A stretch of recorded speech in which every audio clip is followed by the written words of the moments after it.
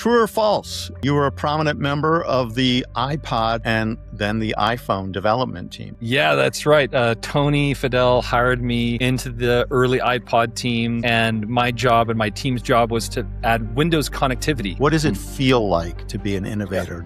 And the lesson I learned at General Magic was the world is built by people. Everything you see in the world has been imagined and built by somebody. That was a big eye-opener in the very beginning of my career, that you just have to be. This is Mike Stern. And this is Tom Hershenson. Welcome to General Magic and the Soul of Tech. We believed we were building something that would change the world, and in some ways we did. In others, we didn't understand what we were setting in motion. The story of General Magic isn't over. We're still living inside what it started.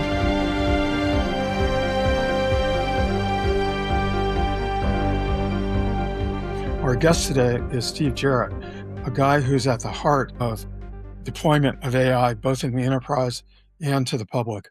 And if you like having a web browser on your phone or using a mobile app store, or if you just happen to enjoy music on your mobile device, you have a debt of gratitude to Steve Jarrett, who played an integral part in all three of those things being in the universe of mobile functionality.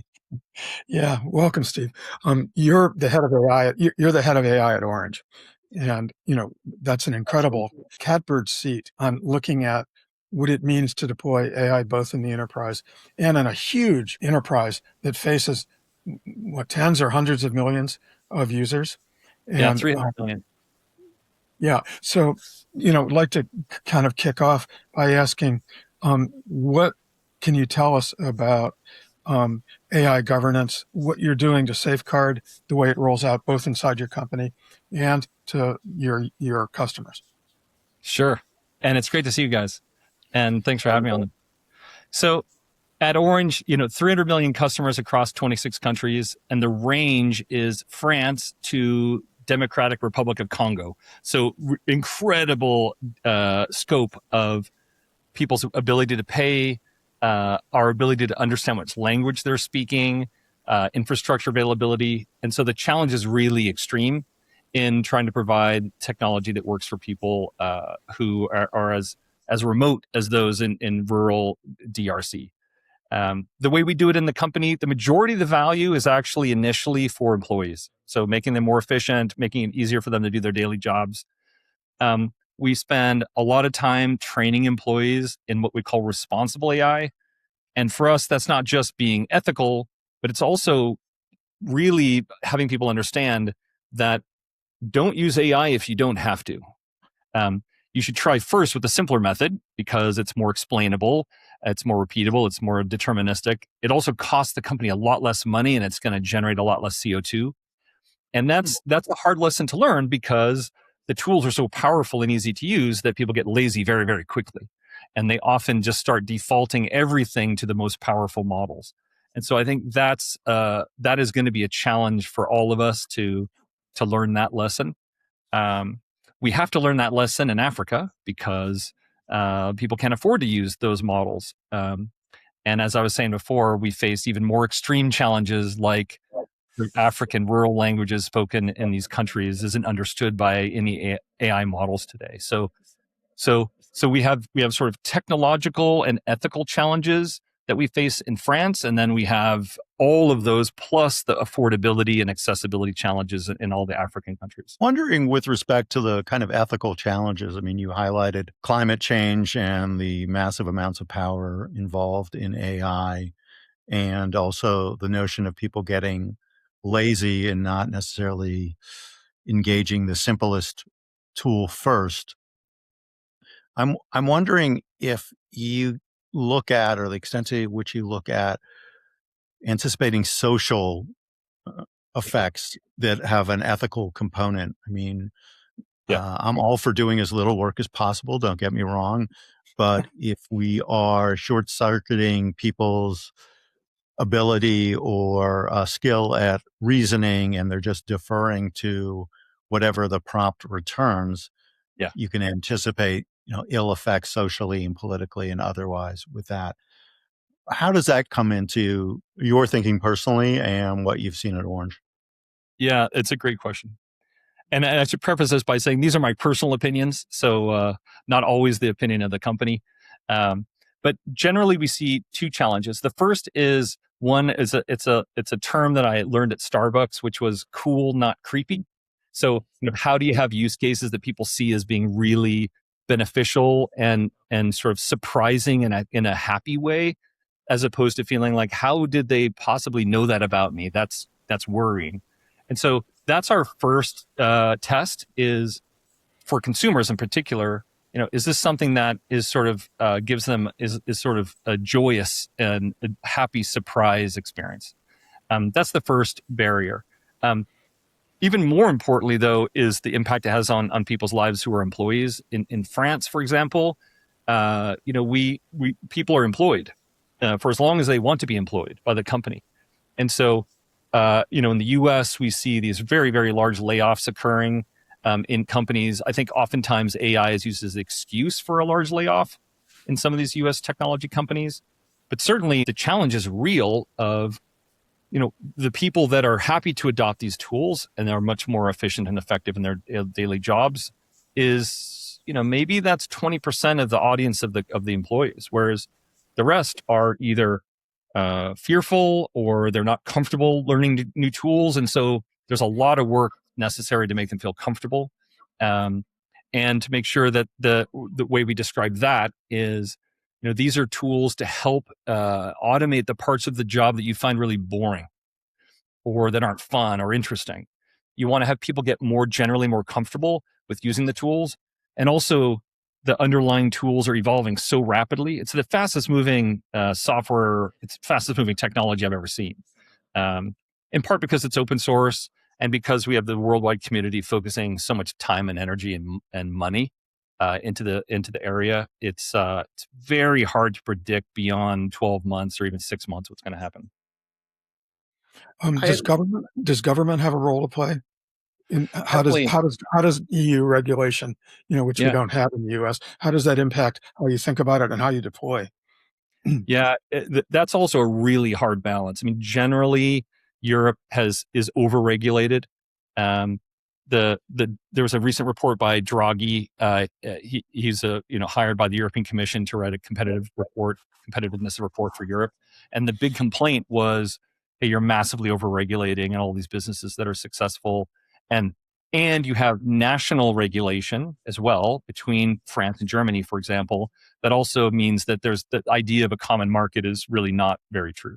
So the problem with the AI Act, for example, there were some good things in it, like identifying use cases that are classified as high risk, where, for example, you don't want to use AI models to do entirely independently doing credit risk analysis for people, because if you have bias in the model, you're going to exclude a bunch of people from getting loans. So that's a case where you have to have human in the loop and you have to have these protections. So that part of the AI Act made sense. Another thing that makes a lot of sense in the AI Act is that they were requesting that the model providers give information about how much CO2 is generated in the consumption, in the creation of the model, and also how much gets generated when you run the model. And those are really useful because then, in Orange, for example, when somebody goes to use the internal AI tools, we can not only show them this is how much it's going to cost you, but this is how much CO2 it's going to generate. And so that's a really nice natural way for people to learn that this isn't just about, the company. I'm actually impacting the world by choosing a much more expensive, more powerful model when I don't have to. So that kind of information that was enforced or will be enforced by the AI Act is really, really useful. But then there were a bunch of things that really discourage innovation, like if you customize a model, which is what you do in the open source community. You take these open weight models that are really popular. And in fact, the Chinese models now are the most powerful of the open weight models.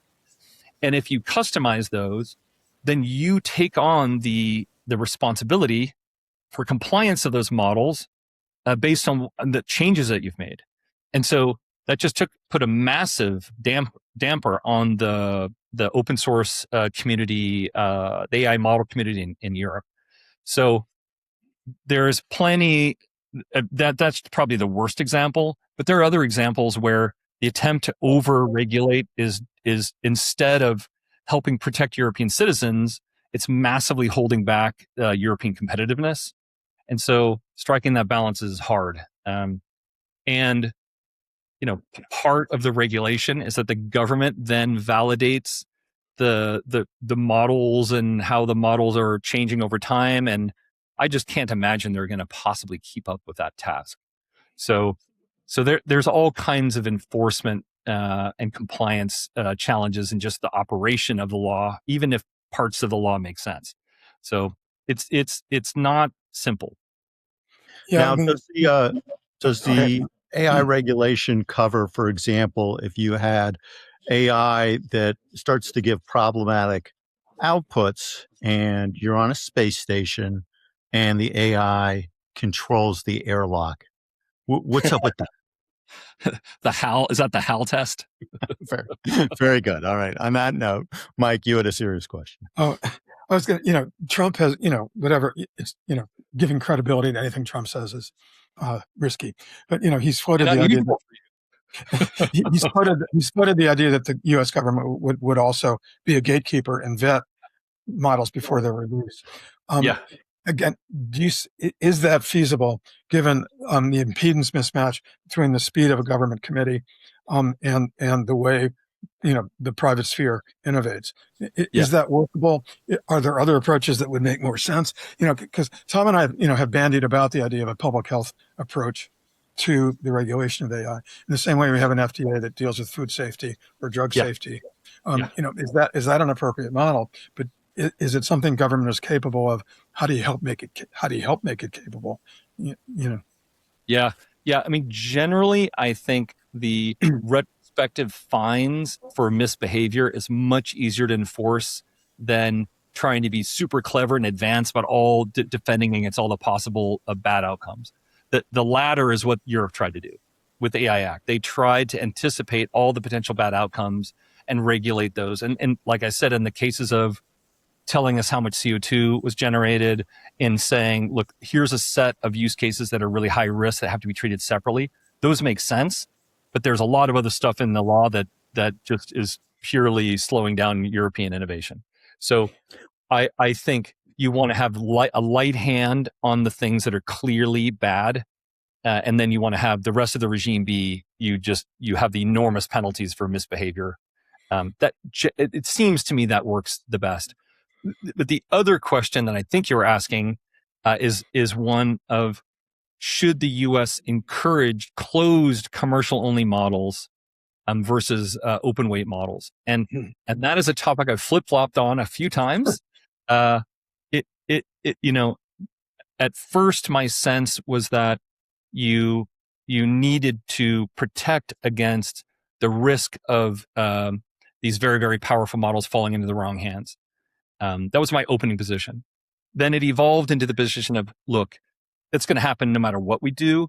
And so better to have all of the models in the open so that, like in the cybersecurity domain, people in the open source community, all the white hats, can work together to very rapidly identify problems and solve them and fix them.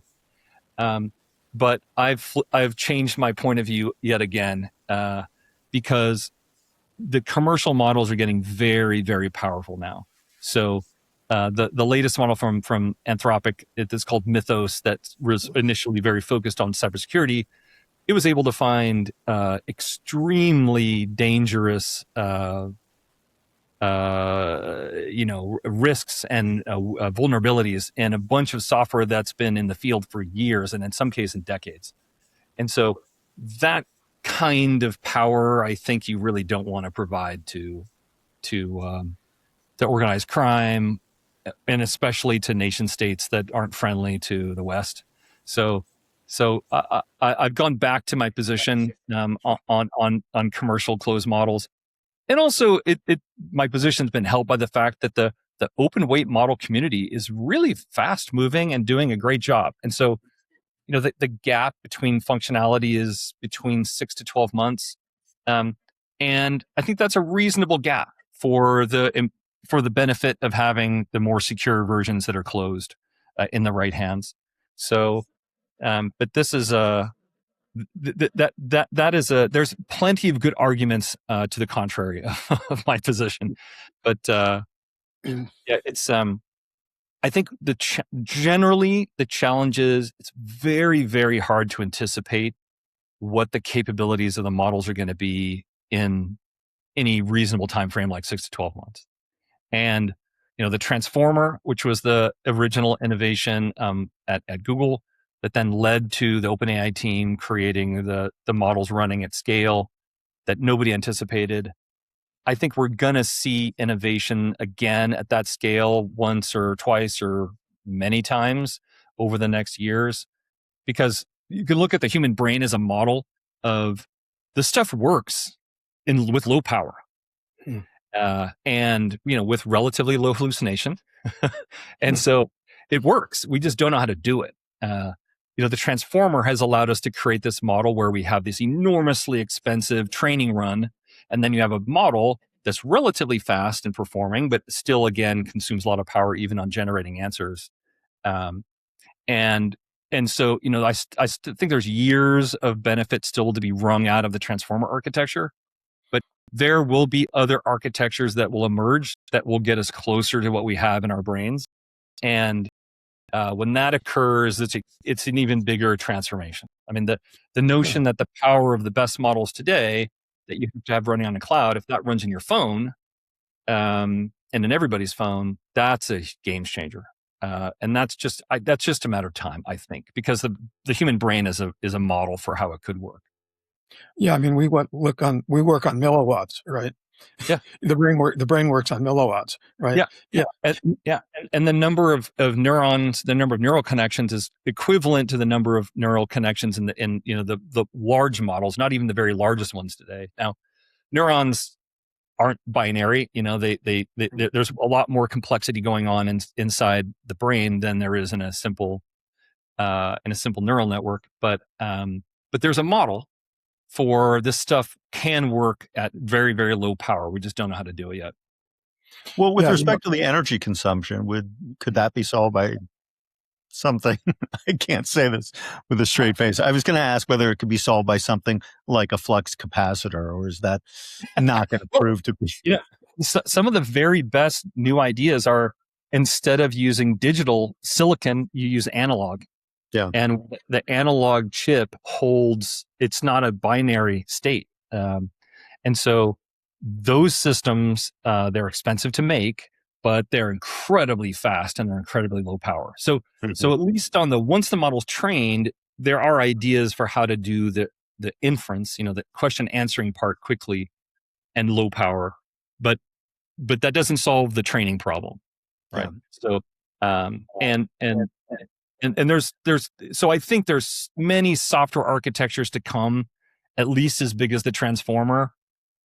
Does that take us 3 years, or does it take us 30 or 100? I would guess more on the 10 to 30 year time horizon. But even independently of that happen, independently of the models being in our phone and very powerful, just having models that are in the cloud that are super powerful is going to have hugely beneficial and lots of risk for humanity too. What do you see as those risks? I was talking about, if you think about the impact of having social media on your phone, having internet access on your phone, having an inference model on your phone, seems to me orders of magnitude more risky. I mean, if there are 3 billion smartphone users in the world. I mean, if all of them have a super powerful AI on their phone, that seems to me to open up far more risk than benefit. But tell me why. So my perspective on that is, because I often have Africa in mind when I think about these kinds of problems. So, there are very, very few large data centers in Africa today, and in countries like Congo, that's not going to get solved for decades, probably. And so the notion that anyone who can afford it can get a phone or a hand phone with enough computing power in it to run a model, I think that's a big deal. because you don't want to gatekeep these capabilities on people's ability to reach a cloud that's in France, both in terms of the network connection and the cost of running the cloud and so on. So that's my first point of view. One of the lessons from General Magic was you can envision this amazing world where everyone's connected, and that's got to be a universal good. And there's all kinds of unintended consequences when that happens, as we saw. You mentioned, the downside of social media. Because I was at Facebook for a while and early on, and we thought that connecting the world was a universal good, and it proved to have a bunch of unintended bad consequences. But again, I think that on balance, connecting people is good, and I think on balance, giving people the ability to have this power in their hand is also good. For me, if you just think about the change in how education works, where when we were kids, all of us, you went to the library and the book wasn't there, you're out of luck. And then the internet came and Google enabled us to search and find answers to any question we had. And now with AI models, you have a teacher who can explain anything to you in many different ways until you understand it, and as simply as you need it to be, or as visually as you need it to be. And that's extraordinarily powerful. And so I think that is a universal good. The idea that we can enable people in Africa to have this experience on their phone, to learn with the world's best teachers at their own pace on whatever subject they're interested in, that's just an enormously valuable thing for women to understand, reproduction, medical health, and kids to learn about science quickly. And so I think that's very, very powerful.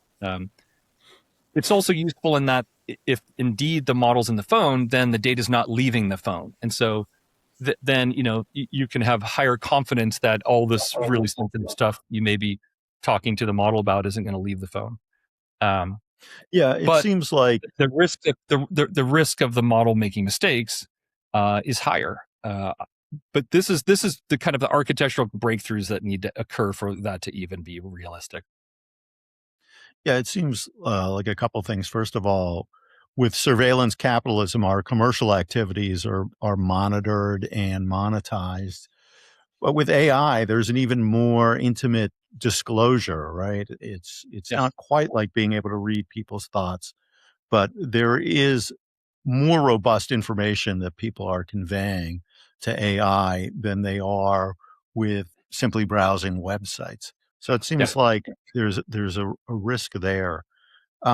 Mike, unless you want to continue on this topic, I was thinking of another topic to ask you, Steve, about, because you're really uniquely qualified and very rarefied. I had a quick point on that. I think, in search, the market collapsed very, very quickly to one provider. And in social media, effectively the same thing happened. I think what encourages me a bit more in the AI space is that it appeared like OpenAI was going to be the front runner for a very long time, but Google and Anthropic have caught up very rapidly. And in the open source domain, the Chinese are the best. And so I think, as opposed to what happened in the search world and what happened in the social media world, it appears anyway that consumers will have a reasonable amount of choice for the foreseeable future, which that's always a good outcome to avoid the kind of dangers that you're talking about, because then you can choose the provider who aligns best with your point of view on privacy and security and so on. I think if the market collapses to one, then we have a problem. Yeah, duly noted. I was going to say you're in rarefied company in terms of having not just seen, but been intimately involved with inflection points and innovations that have been tremendously impactful. Yeah. And I have two questions related to that. The first is, what is that like from a kind of emotional and cognitive standpoint? What does it feel like to be an innovator? Do ideas burst into the open and all of a sudden you see the light? Is it more iterative and incremental? And second of all, For people out there who aspire to be innovators, are there, in terms of workflow or procedurally or the methodology of innovation, what wisdom do you have to share with respect to that? So if we can talk first about what it is to experience innovation and how that unfolds for an innovator. Yeah, that's nice of you to say. Thanks, Tom. So, and the lesson I learned at General Magic was the world is built by people. Everything you see in the world has been imagined and built by somebody. And so that was a big eye opener in the very beginning of my career, that you just have to be bold enough to be willing to see the world in a different way and to see what is missing and then go build it. And that was a really radical thought for me. I grew up totally middle class, playing sports and video games, and the notion that the world is built and created by people just like yourself was a big mental moment for me. So that the experience is, generally the really good ideas are the ones that as soon as you hear it, you think this has got to exist. And so the general feeling is, I can't be the only one who's thought of this. This must exist somewhere. I just haven't found it. John Lennon tells this story about yesterday. So he woke up in the morning and had yesterday fully formed in his head. And he went around and played the song for many, many people saying, I've heard this before, right? Where would you heard the song? And it's very much that sensation that when the idea is good. And so that's a wonderful feeling. I think for me, what's most fun is the first time that it actually works is really a sense of wonder whenever you see this thing that you've thought up with a bunch of your friends and that you've had a bunch of sleepless nights and a bunch of failures at making it work. And then it finally does work the first time. That's a really amazing feeling. That's hard to beat. The other really great feeling that's hard to beat is if you're lucky enough to work on something that people use in their daily lives, and without knowing that you've worked on it, someone tells you how great something is also just an amazing moment. So Sting tells a story about he was in the hospital, and I believe it was his wife giving birth, and he heard an orderly walking down the hall singing the song Roxanne. And it was a moment of satisfaction, but also realizing that they had achieved. They had done something that was out there in the world. It was no longer just in their minds or just something that they had heard of. You used a word that struck me in what you were describing, where you talked about something that you worked on with, and you didn't say colleagues or coworkers. You said friends. And I wonder if that's been a through line in your career in innovation, the relationships you've had with the people, that you've tended to work with friends as opposed to people who were simply or only colleagues or coworkers. Is that correct? What would you add to that?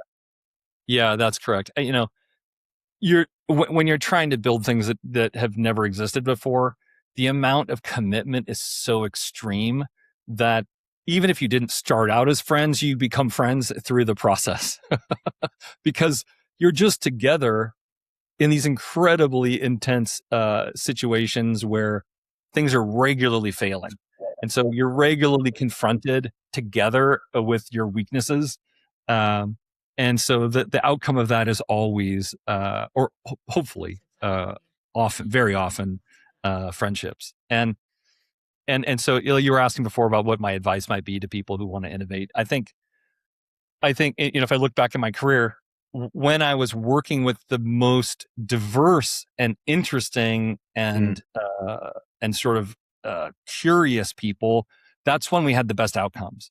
Because if you have a super diverse team, you anticipate events that are unusual, and that's what developing products is like. You think you know what's to build, and then as soon as you hit the customer, you realize very quickly that what you built is not what they want. And so having a really diverse team is critical, so that you're more likely to get early signal from everyone's different perspective on what's going to work and what isn't going to work.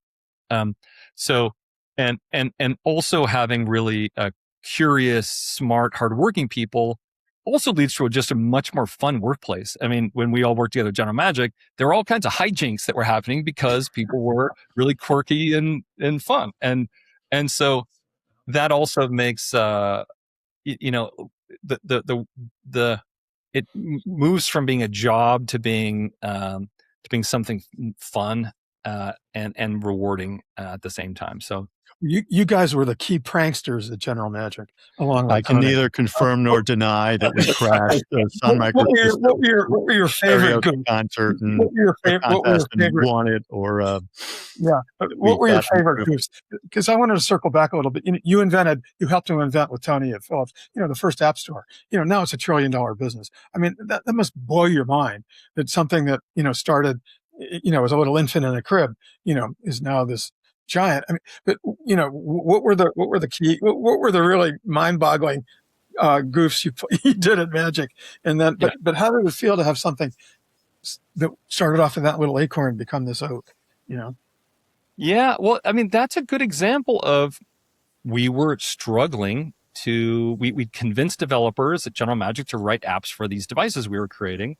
And the app developers were really struggling to make any money because the percentages of people that would figure out that there were applications available and then where to buy them from, and it was just diminishing. And so the business case for these people was really difficult. And so it occurred to a bunch of us that, if you had on the street, in the General Magic app interface, you go outside and there's a street, and on the street there would be a store. So that's why it's called the App Store, because General Magic's user interface was a bunch of buildings outside, and the store was the building that you went into to buy the apps.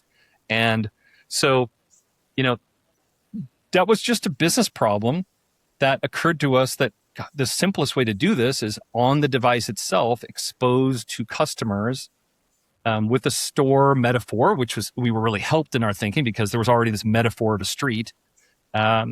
Where you could have advertisements. There would be a billboard inside the store that would show what the most popular apps, for example. And so that at Philips, Tony Fadell and I went and Blake Kerkorian and a number of others from General Magic went to try to build more devices. And the idea there was, hey, let's have it be so that not only can you buy an app one time, but you could buy a subscription to an application, and you could have try before you buy services. And that was really the breakthrough there, again, because we found that people didn't want to spend immediately $20 for something that they hadn't tried before. And so we had to figure out how to make it possible for them to buy a subscription or try before you buy. So it was a very, very, we were just confronted every day with these developers calling us saying, we're going broke, you need to help us make money. And that led to these creative solutions. So that was I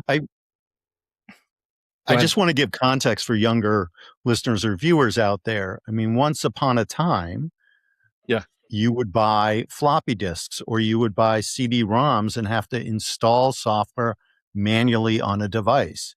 I mean, that's unheard of today, that you would have to engage in physical activity out in the real world of going into a software store and schlepping the stuff home and swapping out this floppy disk and then that one and waiting and waiting and waiting. So the metaphor is apt because that's how people had to do it. And it's really unimaginable or very hard for people to conceive who didn't actually experience that growing up. I mean, it's completely revolutionized software in terms of not just the distribution and the economic model, but how people experience engaging new applications. Yeah, because you want to have all these great customized experiences on your phone, and but for that to happen, the people who are the creative innovators that were bold enough to write software for these platforms that had very small volumes and were really expensive, and we needed a way for them to make a business that made sense for them, and so that was that was a big deal. But in terms of the hijinks, I think I one of my favorites was Tom and I charaded as employees of the building next door during their employee picnic, and we were Tom and Steve from IT, because we assumed that no one would recognize the guys from IT. And we did the lip sync contest and won. And it wasn't until after we had won that they realized that, in fact, we didn't work there. There was a reason why they didn't recognize that Tom and Steve from IT, because we weren't from even the company. So that was good fun. We tried to claim that we were the night shift, and that's why no one recognized us. But they eventually saw through that ruse. Steve, you made a very interesting point, I think, about diversity. And it seems like diversity is the mother of innovation, if you really think about it. That you have to get away from groupthink. It's only by having thoughts that people haven't thought before that you're going to prompt any sort of innovation. So I just wanted to underscore that point that you made. I'm wondering, just to get back to the second question I asked, and you've talked about this a little bit, is there a methodology? Is there a step-by-step to innovation? What would you say about that? Yeah, and a lot of this stuff I learned from Tony Fadell, who I was very happy. He was my boss many times, including in the iPod team and including at Philips, like we mentioned. And he has a bunch of methodologies that were further improved by input from Steve Jobs when he worked at Apple on the iPod, which were, one of them is called the day in the life, where you put yourself in the position of a customer before they even know that your product exists. So you start the morning with the product, the customer has a need, but they don't know that your product is the solution. And Tony also uses this notion that you should pick something that's like a medicine to solve a real problem, as opposed to a vitamin that's not particularly necessary. So you want to map a real true need in their daily lives to your solution. And then what you do is you say, okay, the person has whatever this need is. They wake up in the morning. How do they learn about your product? How do they purchase it? What is the experience of unboxing it? What is the experience of the setup? Then what's the experience of using it? What's the experience for them to tell their friends about it? And what are there incentives for them to tell their friends about it? And that kind of thinking really helps you to think through the entire end-to-end experience, and how the marketing also relates to the product itself.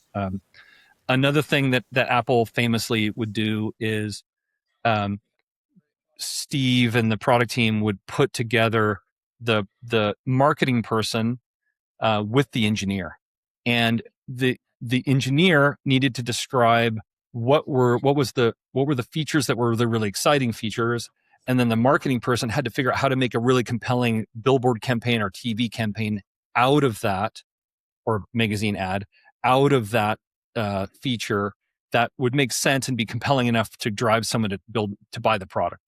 And that was a threshold for knowing whether or not what was being built was going to be successful or not. So those are really powerful tools. I also, even at General Magic, we did user testing. And so bringing people in who are in your sort of target audience of people and having them sit down and have them use the product, where you have someone who's kind of managing the session and you're recording it or standing behind a mirror and watching them, is also really transformative. Just with 5 or 6 or 7 people, you learn that's a representative enough sample to know what's working, what isn't working. The trick there is not to lead the subject. So you have to say things like, what do you see? And what would you use this to do? And what do you think you need to do next? As opposed to leading them through the product. And by having them kind of speak out loud, what are they seeing? How are they thinking about it? What do they think the thing does? You also learn an enormous amount about what the product, what the user interface is like, what the functionality is like, what needs to be much more obvious to them. Those are super powerful. There's also 2 thinkers that I really like. One's named Steve Blank, who teaches at Stanford. I worked with Steve at 3 different companies. Yeah, when he was actually doing computer stuff. Yeah. He's incredible. he really kind of led the early thinking on customer discovery, where you go and you just, before you even write code or build something, you talk to customers and you interview them about what are their needs, how would it be solved, then you describe, or maybe you show paper drawings of what you might be interested in building. And then he has all these really interesting trick questions like, if the product was free, what would still prevent you from using the product? So there's all these ways of extracting super valuable information out of people before you spend any time or money to write something. That he's very, very interesting. And then Eric Ries, who invented MVP, also he invented a process called Lean, and which is taking a lot of the ideas from Steve and making it like you validate the problem, then you validate the business case, then you validate the technical solution, and you have these kind of clear milestones that you need to pass. And if you can't pass them, then you step back again and restart the previous phase. That stuff's really powerful too. And but I just think to in the end, it's all about being close to the customer. That's how you build great things, is that you just have extreme sensitivity to customers. just to point out two things. First of all, for the uninitiated, MVP meaning minimal viable product, the concept of what is the smallest set of features or the least amount that something can do, that it's a viable product in the marketplace. Am I getting that right? That's exactly right. And one of the things that Steve Jobs used to famously say is that saying no is one of the most important things you can do in a product, because by saying no to all the things that you don't think are the really critical features in your MVP, that means that you have the time to think deeply and do a great job of the things that matter. Yeah. And so in the iPod team, the approach was to always have 2 or 3 features per release that were incredibly fundamental, that could be on a TV commercial or a billboard, but also leaving 10 to 20% of the engineering resources to solve the expert user problems.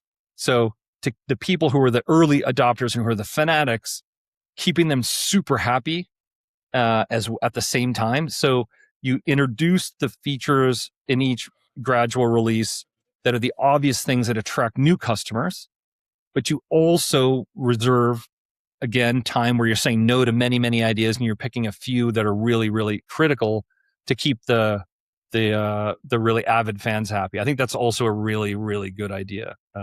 Tony did that very actively at Nest. Well, that's exactly what we didn't do at General Magic. Yeah, right. And when we do teach the case at the business schools, that's one of the identified, failure modes. But I mean, I've always asked, though, come back and said, okay, you talked, Steve, about one of the great light bulb experiences at Magic was that people can imagine things that don't exist yet and then make them happen. Well, What's an MVP for a moonshot? What's an MVP for a vision like Mark Peratt's, which was the device, the network, the ecosystem? What's an MVP for that? Right. Yeah. Well, look, I mean, those kinds of visions occur very rarely. The kinds of innovation vision I was talking about is, you imagine a problem, and it's a daily life problem of many, many people, and you set out to solve that problem. Mark set out with a vision that was fundamental to everything. It was fundamental to how we communicate, fundamental to computers in our pockets, how all these things are interconnected. I mean, it was just the depth and the prescience of the vision was just ridiculous. It was just incredible. So what is the MVP of General Magic? I mean, what it proved to be was the Palm Pilot, right? The Palm Pilot turned out to be the MVP of General Magic, which was, hey, you want to get your contacts into this device that you can carry around with you. It needs to sync effortlessly with your PC and get your contacts on it so you can carry it around with your calendar. And so it's got to be cheap, long battery life, fast, and sync well. And that was a great product. And I don't know if your listeners probably don't know this story, but Jeff Hawkins, originally, who was the CEO of Palm, he was a software developer for General Magic, writing an app which was for handwriting recognition, And he called me and my boss, Chris McCaskill, and said, "Hey, how many devices have you guys sold? Because my board is getting worried." we told him 30,000, and he said, "Oh my God, I need to stop right now." and, and then the next call, which was maybe a month later, he said, "Okay, my board has decided to let me keep going, but I need to make my own devices." And we said, "You're crazy. How are you ever going to compete with Sony and Motorola?" And he said, "Well, look, I see a path to doing it. I have a sense of what's the right product to build that's, narrowly constrained, and the board's willing to fund me to go for it. So I'm just going to try." And he ended up, winning. So I think that the challenge there, but the vision that we had was the right vision. It was the iPhone, and it was the cloud, and it was agents also, right? All of the AI agents that we're facing today, all the fundamental patents on those came from Jim White at General Magic and Rich Miller. And so, the depth of and the accuracy of the vision was amazing. And I think that's one of the big reasons why we ended up building things that were too big and too expensive and too early, was because I think you guys would share this feeling with me. It was right. You knew the vision was right. It was intuitively correct when you heard it, that of course that's what the future should look like. So we just, instead of trying to break off little incremental pieces, we just tried to immediately jump 30 years ahead in the future and build it. And it just wasn't possible. Yeah, the old saw about you eat an elephant one bite at a time. And also in technology, the idea of the killer app. I don't know if that idea is current anymore, but just that a platform or a device that can do one amazing thing to fuel a land and expand kind of strategy. And we weren't looking to land and expand. We were looking to take over the entire territory in one fell swoop. And as you said, between Palm Pilot and Magic App devices, it's well known which strategy proved effective. Yeah. And also we were just so early. I mean, I remembered vividly, we went to CES, which was this big consumer electronics show in the US, soon after we'd shipped. And maybe, Tom, you were there. We were demoing the product in the Sony booth to everybody. And everybody kept saying, "Well, where's the phone?" And we said, "Oh, you plug the phone line into the side." And they said, No, I want a cellular phone inside of that thing. And they were right. And we came back from that show knowing that that's what we had to build. But that was before digital cellular existed. There was no SMS. It was just analog cellular. So we were, even just on the product that we knew to build, that was was the iPhone, we were 15 years early, even on just the telco infrastructure side. So we were just wildly early. Yeah. I want to come back to something you said about innovation and product development, and, Jobs' thought experiment of a day in the life of somebody who's a customer for something that doesn't exist yet. And part of that is, once they're using it, how they communicate to other people, how other people find out about it. And also the point you made about you have to satisfy the power users, not just the new users with each release. What I hear you saying is that as an innovator, it's not a technical endeavor, certainly not solely, and maybe even not primarily, but it's a social endeavor, that you were engineering an experience. You're engineering something that's going to be contagious socially, not just a physical device or a piece of software that does X, Y, and Z. Has that been your experience, that that's a key component of it? Yeah. Yeah. I mean, you on the technical side, it helps if you see opportunities early. So it helps to know that because of some advancement in hardware technology or new advancement in software technology that enables something new, like the ability to determine the location of the phone, or in the case of the iPod, the ability to have memory that if you drop the device, it pulls the head up, so when it hits the ground, it doesn't destroy the hard drive. Having early visibility of those technological enablers, and then you creatively leap from there to to build a product. So I think that is, you can't underrate that. And so having an early technical insight of something that then enables a great, exciting user experience I think that's still a big deal. But certainly, having it be really effortless for people to try the product and discover the product and then include their friends to join.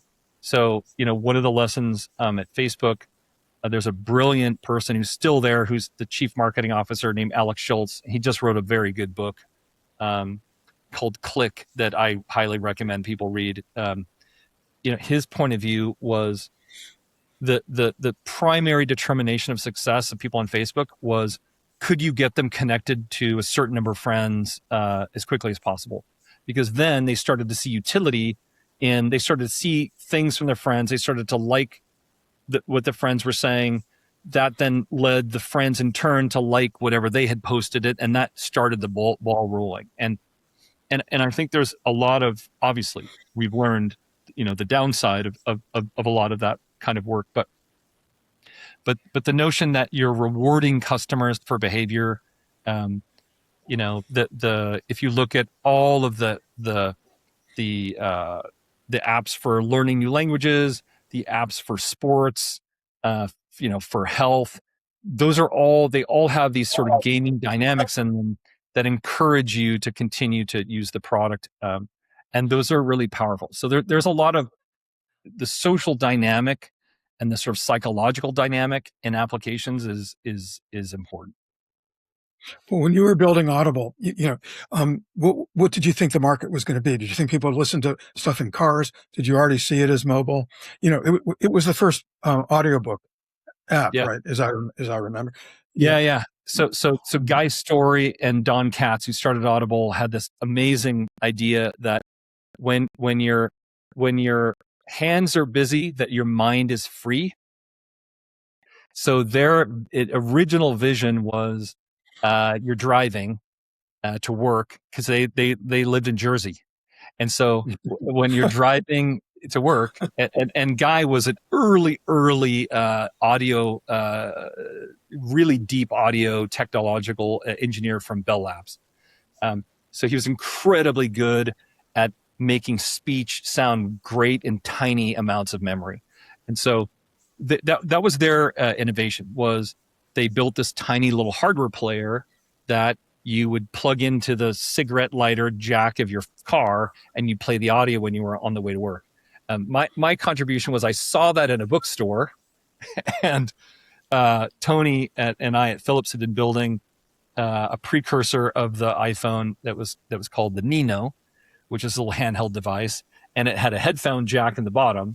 And so I contacted Guy, who's the CTO, and said, "Hey, you don't want to be selling these hardware players in bookshops. You want me to write you an app that runs in this device that Tony's building at Philips, and you have a software business." And so he listened to my crazy idea, and that was the Audible player, which was the first. It was the first commercial audio app ever on a mobile device. And those guys are just wonderful to work with. I still keep in touch with Guy in particular, and eventually bought the business. I missed the opportunity to work with them. It was 8:00 at night one night in my office, just as the wave of the first bubble was cresting, and we were so busy at the law firm, and they said, we're doing this thing. Do you want to represent us? I said, we're just too busy. Sorry. Yeah. Yeah. In fact, I don't know if you guys know this story, but the user interface of the Audible player, I was looking for something that was really modern and really, really beautiful and kind of curved. And Zarko Dragonic, who's an engineer that we used to work with, had just bought a Porsche 911. And the dashboard of the Porsche 911 was I just stole the design from the dashboard of the 911, and that was the design of the Audible player. And then Bill Gates loved the app because it was a sign that the Windows products, they were these early Windows mobile devices, wasn't just for work. It was also, for fun. And so there was a full page screenshot of the UI in the Microsoft annual report that year. So, but it all came from Zarco's 9/11. There you go. There you go. You Yeah, know, you're frozen, Steve. I don't know if you can do anything about that, but Am I? we can I hear you, think but you- your image is frozen. So I think it's okay because it uploads it as you may know, Steve, oh, it caches locally and then uploads on you're the back. fly. Okay, So cool. if there's some latency, that doesn't affect us from a Okay. production standpoint. Okay, I'm in the browser. Does it matter if I'm in the browser or the native app? It doesn't matter. Okay, cool. Steve, I wanted to ask you, you're in the catbird seat in terms of seeing how AI is evolving. What, not from a business standpoint, but from the standpoint of its social impact or political or cultural impact, are there things that keep you up at night about AI? And if so, what are those? Yeah, I talked already about my concerns about the really, really powerful models falling into the wrong hands. I think that's why I've taken the position that you don't want to provide these models in open source at scale, that the most powerful ones. You want to be able to have a small number of people that have access to these models be able to defend against the people that are using the best of the open weight models to cause harm. So that's the first thing. I'm also concerned about. We talked about a bit about Africa.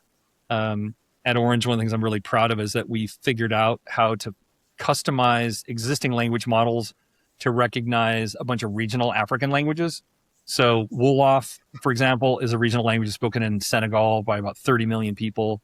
And no AI model understands Wolof today.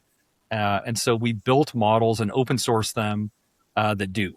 And so for me, that was about kind of getting ahead of the problem of the massive digital divide between not only the have and have nots in terms of people that can afford and not afford, but these are people who are just completely locked out of using these systems just because the languages that they speak and write aren't understood. So I think we have to anticipate societal problems where the gap between the productivity gap, people that are able to have access to the most powerful tools and those that don't, is going to be large. And that's going to be true in the US, but it's especially going to be true between markets like the US and Western Europe and developing countries, like in West Africa, for example. So that's something that I'm concerned about. I think as you think ahead beyond AI into robotics, I think that problem becomes even greater, because if you think about the amount of leisure time that people have who, you're going to buy a car and then you're going to buy a refrigerator and then you're going to buy a TV and then you're going to buy a robot. And maybe the robot becomes before the TV.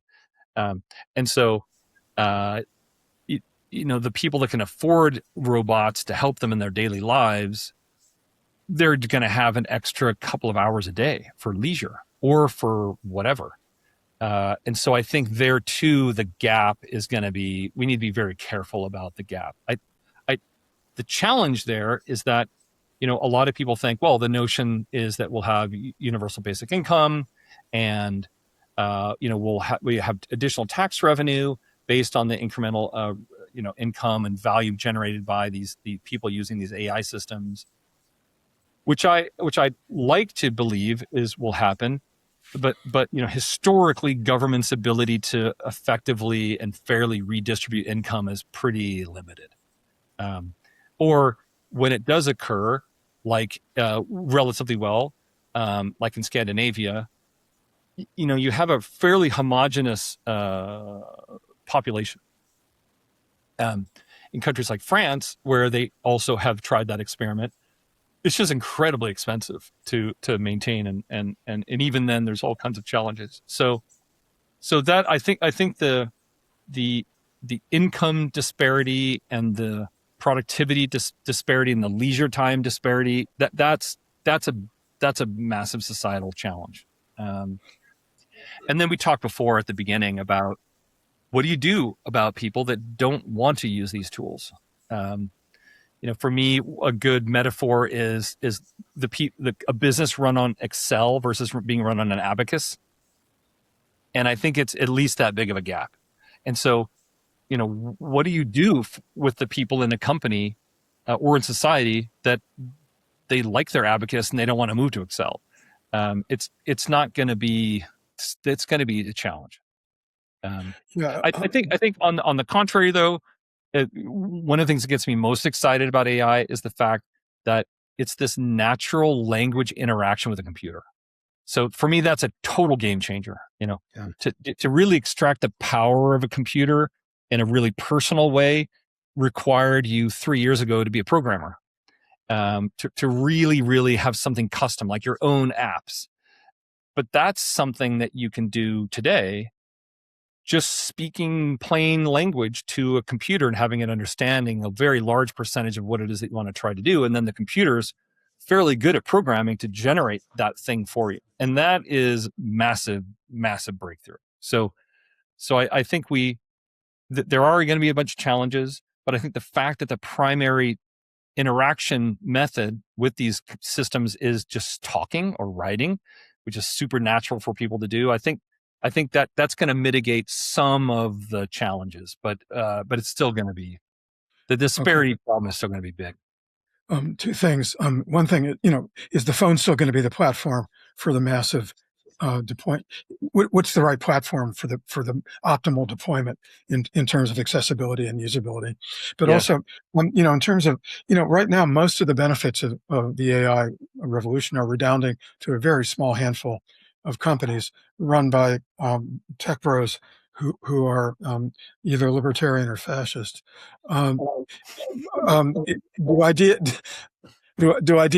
Sorry, that's my personal view. Do ideas like a token tax have any traction with you as a way of trying to, again, redistribute the economic benefits of this gigantic multi-trillion-dollar investment in AI infrastructure and in what it takes to build and train models? Yeah. So on your first question about the phones, I think the phones are going to continue to be the primary interface for many, many years. Love them. They fit in your pocket. It's a big screen. You can watch, all kinds of interesting videos and sports, and you can communicate on it. And the amount of the density of the technology that we've reached with phones, and the fact that they're rugged now, the battery life's incredible. I mean, it meets all of the requirements for having a really powerful AI system. And they have cameras, and they have great microphones, and so the vast majority of problems are solved there.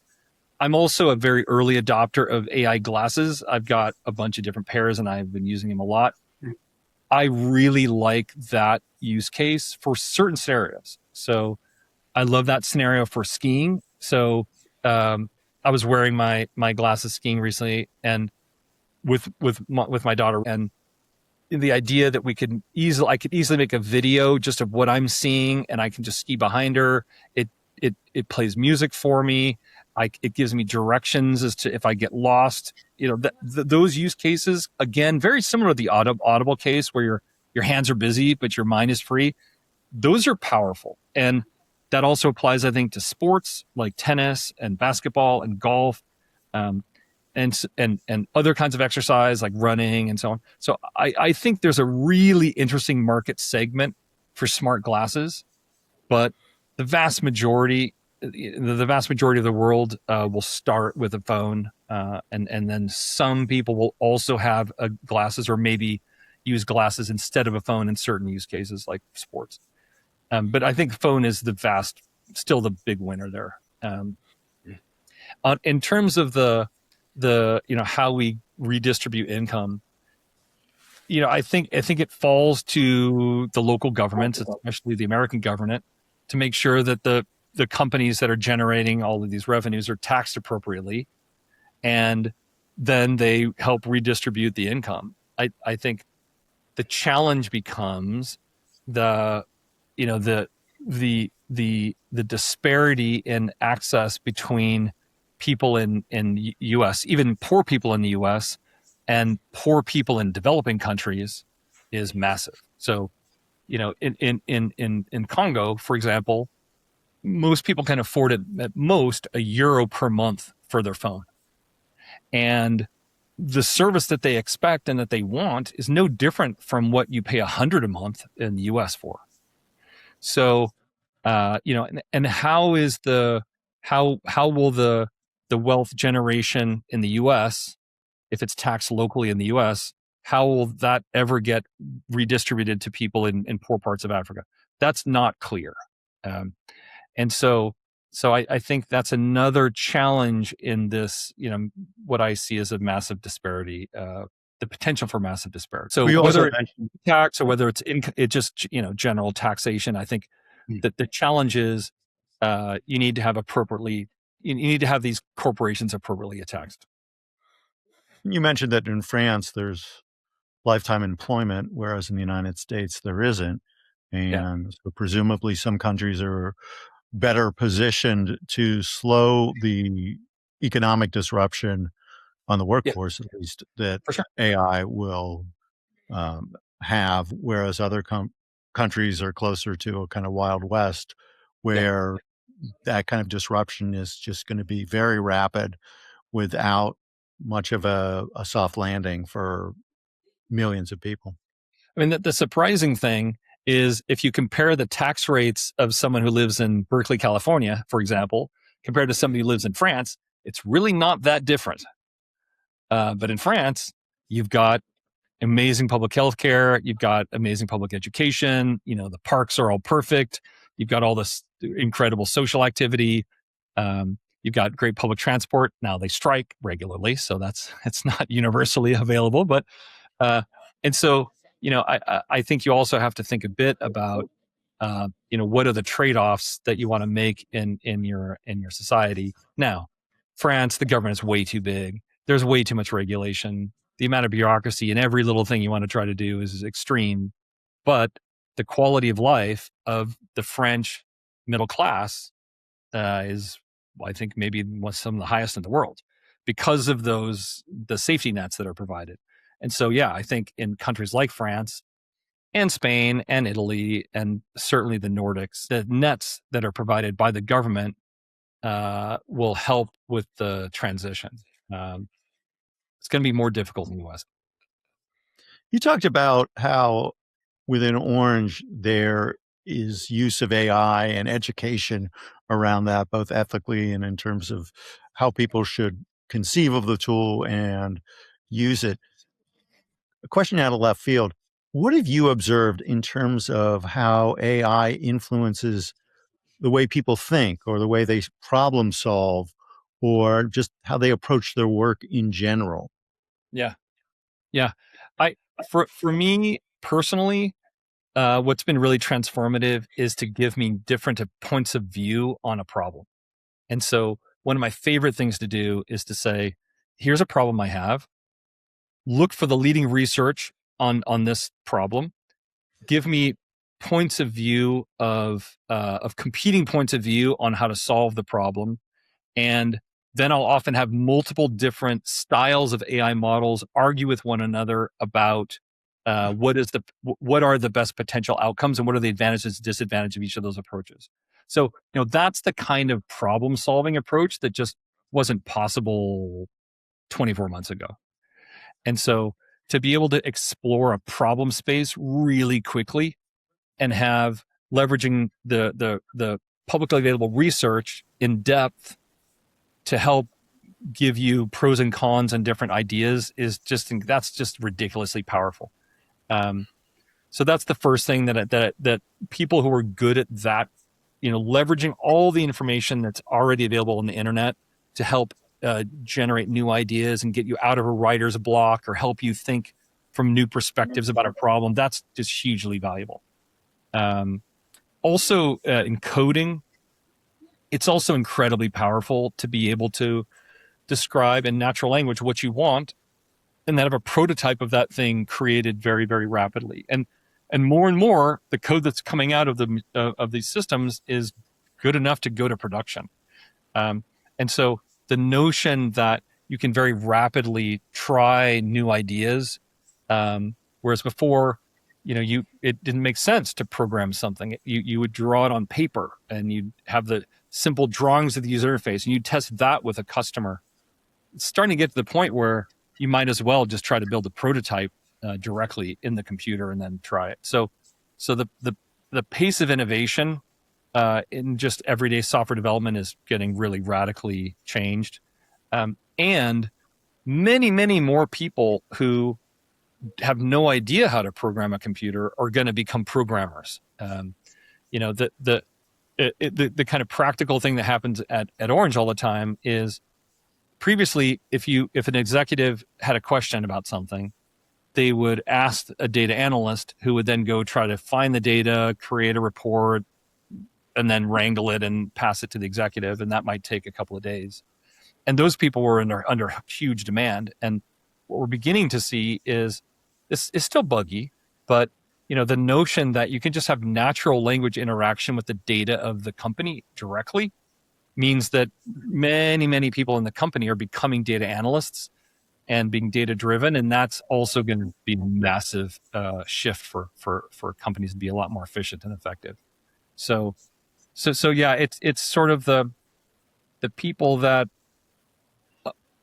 like, if the default reaction is I need new perspectives on the problem or I'm stuck, to then ask the computer for competing ideas is, if that becomes a kind of a second nature, that's people are very, very successful. Now, like we were saying before, you need to have human in the loop. You don't want to have everything that the computer generates immediately go to production. You don't want to take the report that the CEO just asked a question of the computer, go to the annual report or the quarterly report. So, for the things that matter, you need to have people who are expert reviewing the outputs.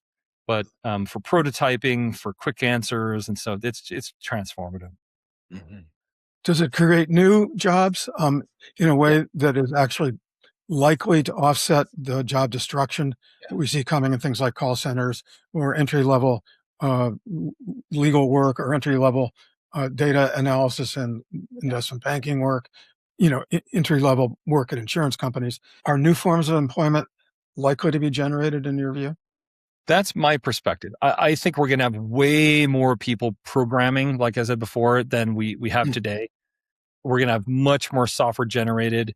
I think, if you look at the world's best companies, if you look at a company like Apple or a company like Amazon, and you look at the level of sophistication of their customer support and their website and the retail stores in the case of Apple, and you compare it with almost any other business in the world, there's just an enormous gap.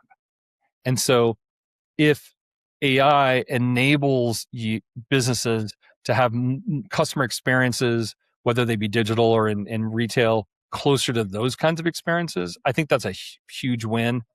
And so I think the potential for upside and for just dramatically improving businesses is massive. The amount of bad software in the world there's bad software everywhere. I mean, my oven doesn't work correctly. The microwave, the story of microwave flashing 12. There should be really elegant software in everything, and there isn't. We're very, very, very far from that. So I think we still have 20 years or more of bad software getting cleaned up. Now, if you think out 50 years, and if you believe, like I do, that this is like an agrarian era to industrial era level transformation, it's hard to say. Will people have a lot more leisure time? I think the people that live in these economies where the wealth is better redistributed and they have access to these kinds of tools in an affordable way, it's very possible that you're going to have people with a lot more leisure time.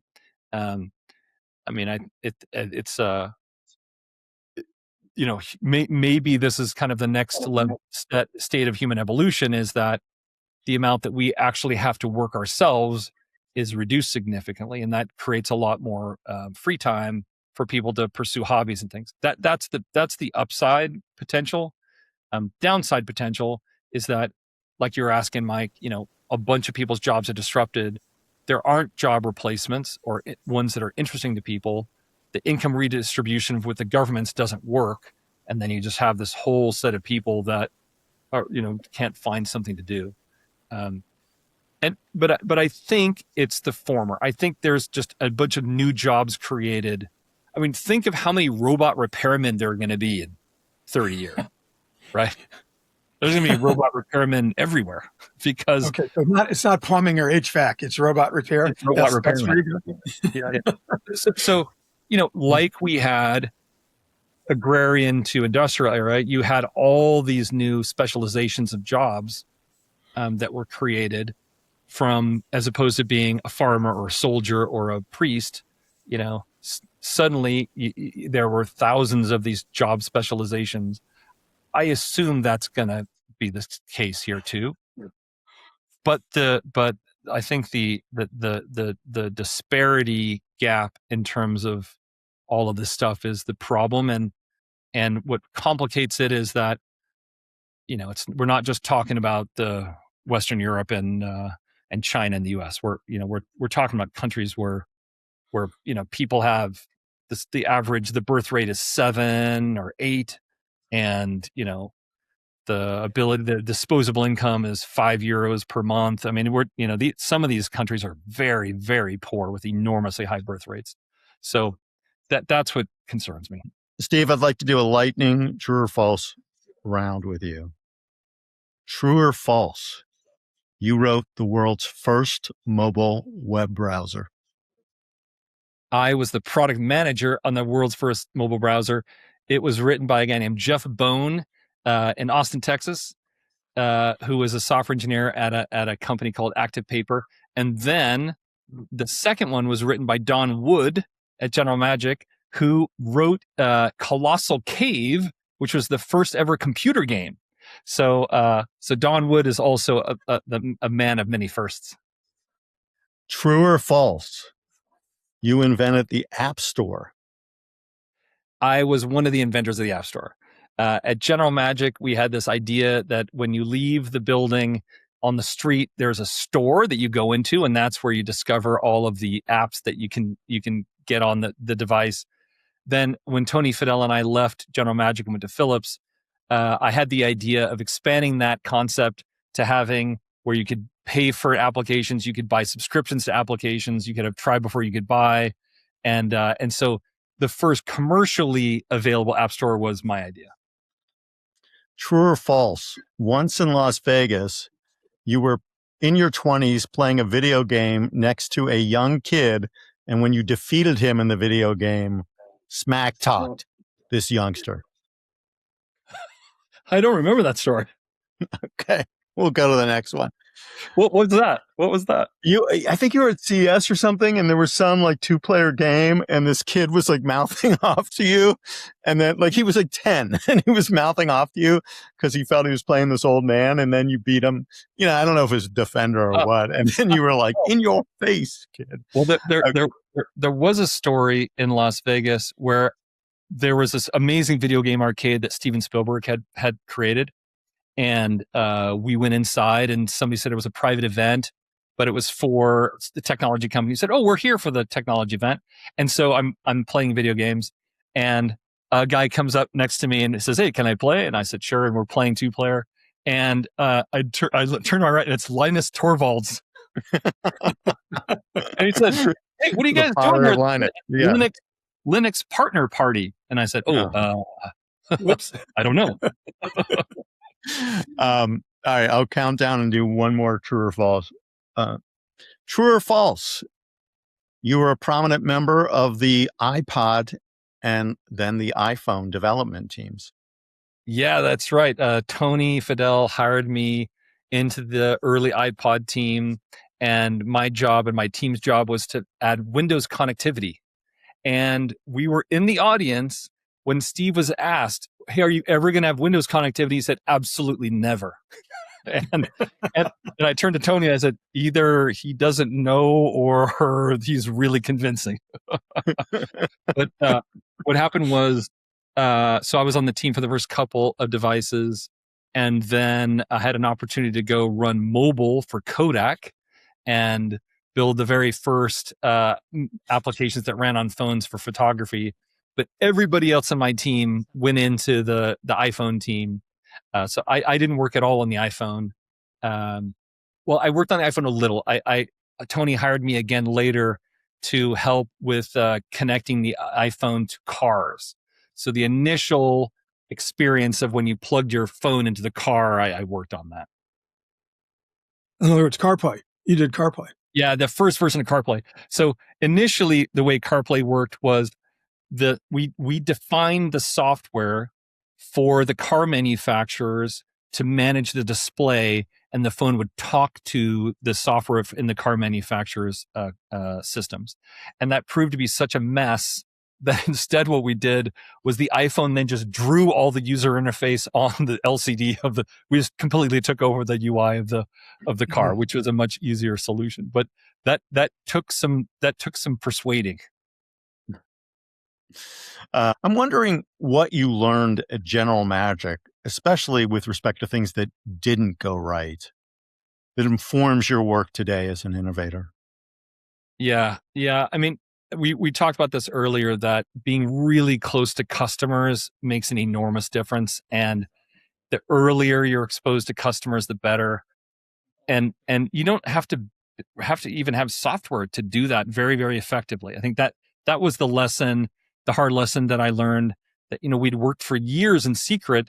And then as soon as we went to show the product to people at trade shows, their feedback was so clear in terms of what they wanted to see that was a hard learned lesson. And so I think, one of the things that I do now is I try to really gather customer input in as many different ways as I can before we spend very much money on actual development.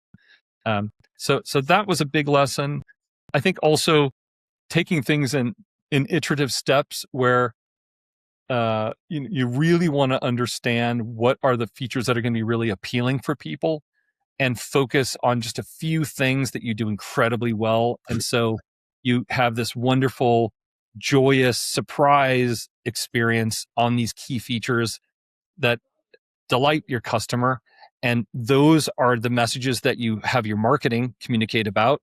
And then the word of mouth, as they describe how exciting using the product was that solves those one or two or three problems that you've solved, that is amplified by the marketing, and then you're off to the races. And so, but often, it's hard to know what really is going to resonate with customers. And so you have to be really willing to be surprised. I had a software company that failed because one of the reasons was once we were confronted with the fact that it wasn't software that we should be building hardware, that transition was just so hard for me to grasp that we didn't go for it. And so I think you have to be ready to be really surprised about what works and what doesn't work. Okay. I mean, I'd like to keep going for another couple of hours, but we got to let you go. It's late. It's late in Paris. And cool, guys. That was fun. You bet. Yeah, that was really. Thank you, Steve. That was wonderful. All right. Cool. Thank you for listening to General Magic and the Soul of Tech podcast. Tune into our Substack for more interviews and articles at spellboundproductions.substack.com.